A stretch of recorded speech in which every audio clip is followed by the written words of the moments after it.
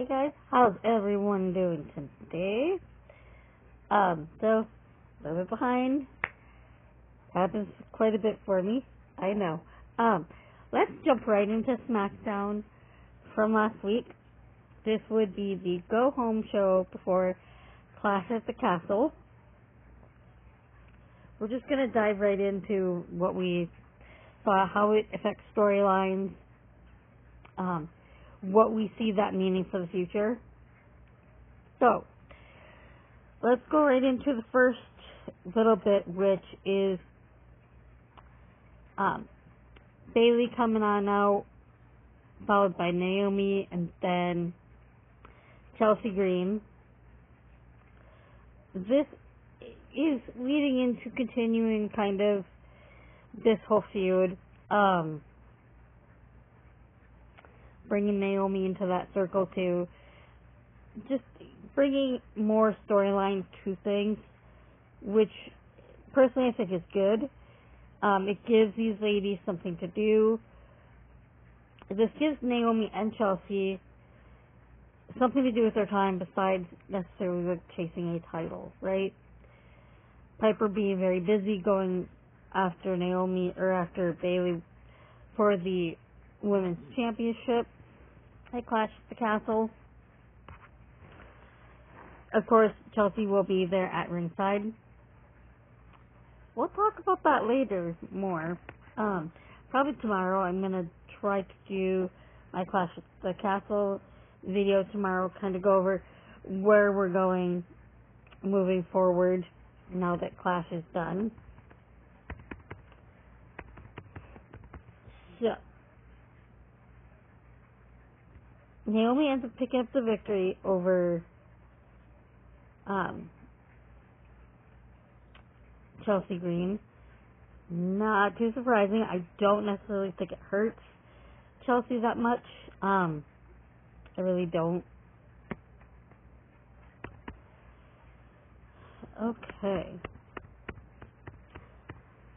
After that, we got Baron Corbin on the show a little bit, which is good because I feel like he hasn't really been used a whole lot, and that's sometimes okay, right? Because you don't always have a storyline for everyone.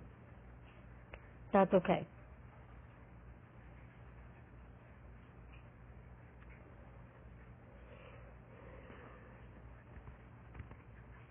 We then had the Grayson Waller effect. This was interrupted by Tommaso Ciampa and Johnny Gargano. That was a fun little segment. It got the tag team champs in there. And I think what we can take from this is that DIY may be that next challenger for the tag team championships. Probably.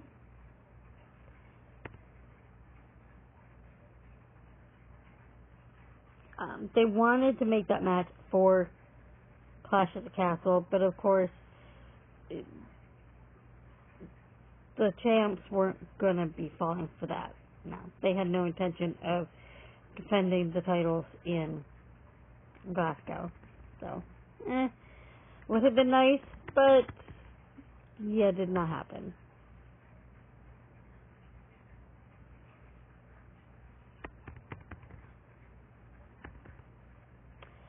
Now, here is the interesting thing, though, because this gets brought into it.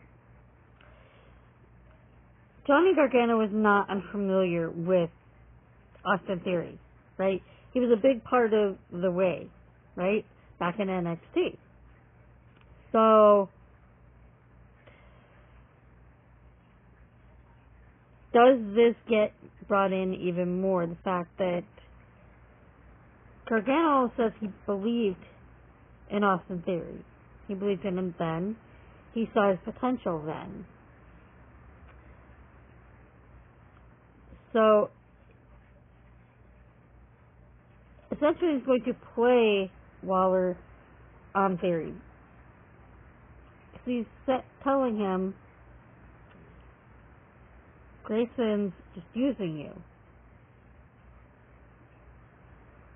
we'll see what more we find out from this moving forward this week, right? And how this all plays into it. But it's going to make it more personal, and I love that.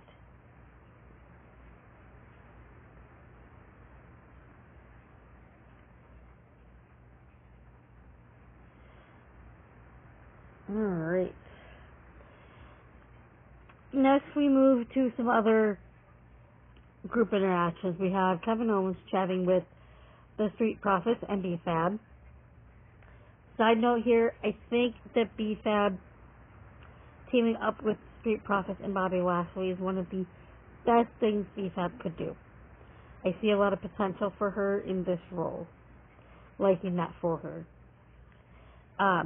So what this does is it gets everybody on the show. It's setting up a storyline, because Kevin Owens isn't going to be able to go after the bloodline by himself, right? And he has Randy, right? So there's that. But the two of them against an unknown number of bloodline members, because at this point we don't know how many there are, because Solo continues to keep bringing people in. And I think that's occurring to Kevin. And he knows that he's going to need more than just Randy. As great as him and Randy are, they're just going to need to be more. So I love that he's getting that in there.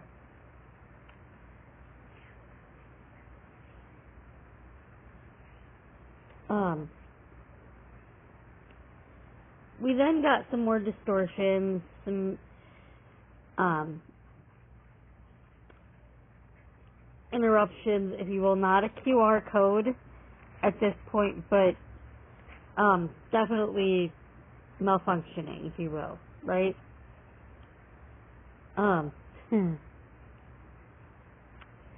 We're getting closer to seeing Uncle Howdy and what he is bringing. So, looking forward to that. We will get into that more as I do my further videos, okay, guys? Because it's going to be amazing. Super excited for that. Okay.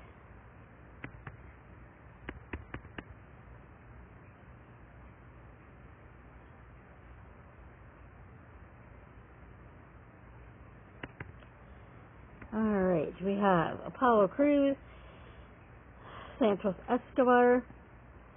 This gets them on the show, which is good. I don't know how I feel about Santos picking up another victory over... Here's the thing. I struggle with Apollo because I think he's extremely talented. I just don't know that he's figured out exactly what that character is. Right? He hasn't necessarily figured out how to speak to the audience, how to get them to care. And that's a struggle for him, and it's something he's going to need to figure out. For a while, he was looking pretty good. And then it kind of started falling off again. And he needs to get back to that. And I think maybe part of it is that it's not maybe as authentic, it's more forced. And he needs to work on that. So it's good to get him on the show. I don't know how I feel about him losing again, though. We'll see where it leads to, though, because it may be okay. It may not be that bad. And honestly, Baron Corbin does get involved, so maybe you get some tag action down there. So with Baron Corbin essentially siding with Apollo, you get that impression that maybe Corbin is attempting a babyface run. Could be interesting. To be perfectly honest, I think Corbin has been great as a babyface and as a heel. He can pull off either one. So we'll be interested to see how that turns out.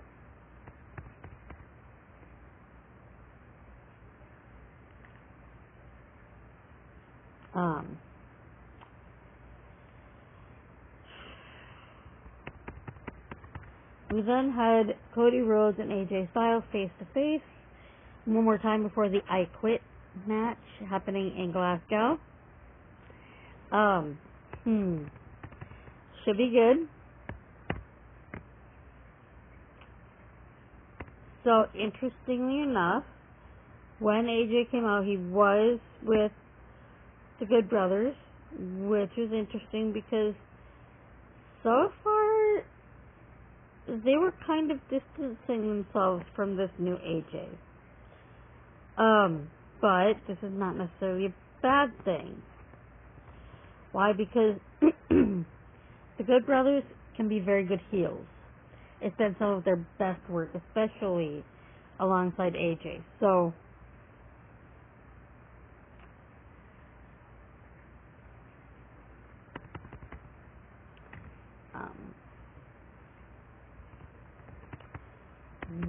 that I think might have been it.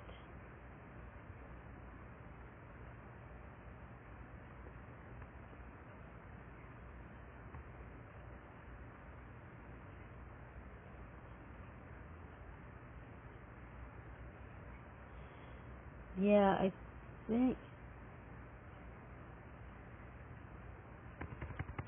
think that, no, we did have another. We then got Michin versus Nia Jax. Yeah. I think we all know how that ended. The way that they've been using Nia. I'm still not 100% sure how I feel about this,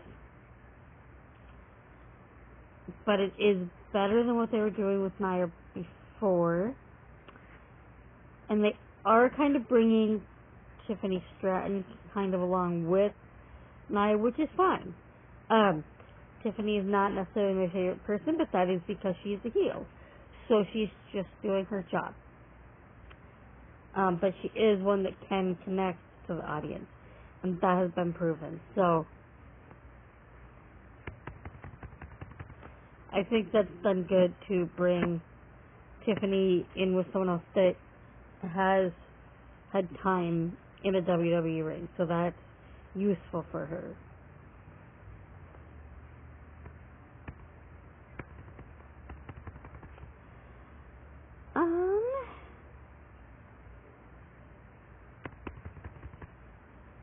We then got some interaction between LA Knight and Logan Paul. That certainly is not done, and Logan Paul has actually not been doing that bad. He's not been a bad champion. Is he a heel? Yes. Is he connecting to that audience? Yes. Is he bringing in more viewers that were not necessarily watching WWE before? Yes, which is always going to be good for the product, right? And he is, I think, putting in the work. He's learning things. He's there fairly regularly, even if he isn't necessarily, like, at the location. He's doing the videos. He's keeping his name out there. He's continuing with storylines, which is all part of that, right? So that's all right.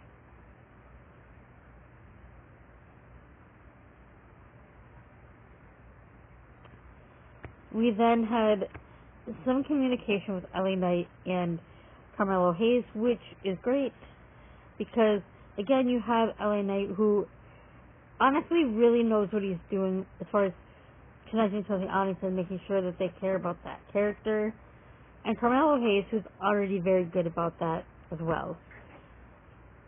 I think he's more new at the idea of someone being a heel character, so hopefully LA Knight can help him with that. So if that's the route that they're going, great. So they had the opportunity to talk a little bit about qualifying for Money in the Bank, which will be fun. And we're going to get that match tomorrow night, which should be great. We're going to start figuring out who's going to be in Money in the Bank.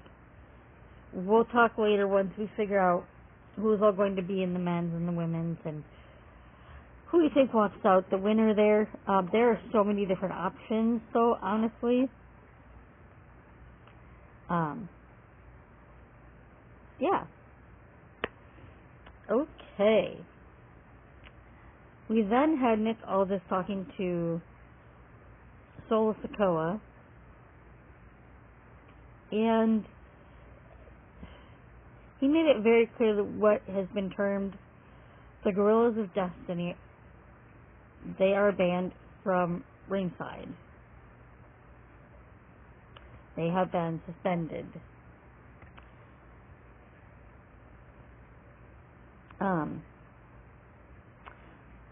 Interestingly, Paul Heyman then tells Solo that if he loses the match, he loses his leadership position. But here's the interesting thing. Who gave Solo that leadership position? Now, it is true that Roman said Solo was going to be the next tribal chief, right? But he never said when. He never said that he was stepping down.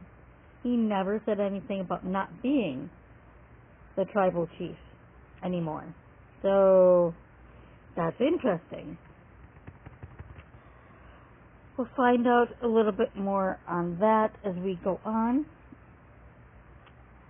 Alba Fire, Isla Dawn talk about their opportunity at taking the tag titles away from Jade Cargill, and that may very well be what happens, but we'll talk about that, right? But they're gonna be taking on Bianca Belair, Jade Cargill, as well as Shayna Baszler and Zoe Stark. So it's not just 2 tag teams, there are 3. So we'll see what happens. We'll talk about that when I review Clash at the Castle. You'll see my thoughts on that. Then I had Kevin Owens and Solo Sikoa. Obviously, a good match. I mean, when you get Kevin Owens in there, it doesn't always usually matter necessarily who's in there, because Kevin is really great at working with just about everyone. So, Solo picked up the victory. Then,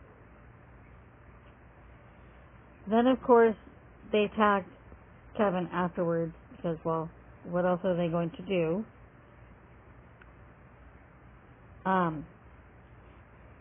Randy came out to help, which is great. That's what we like to see. That closes out the show. I am hoping tomorrow to do my review of Clash at the Castle. I want to try something a little different for that, so we'll see how that works. I gotta test that out. It may just be a regular background, kind of like what I've been doing, but we'll see. We will see you guys all next time. Thank you.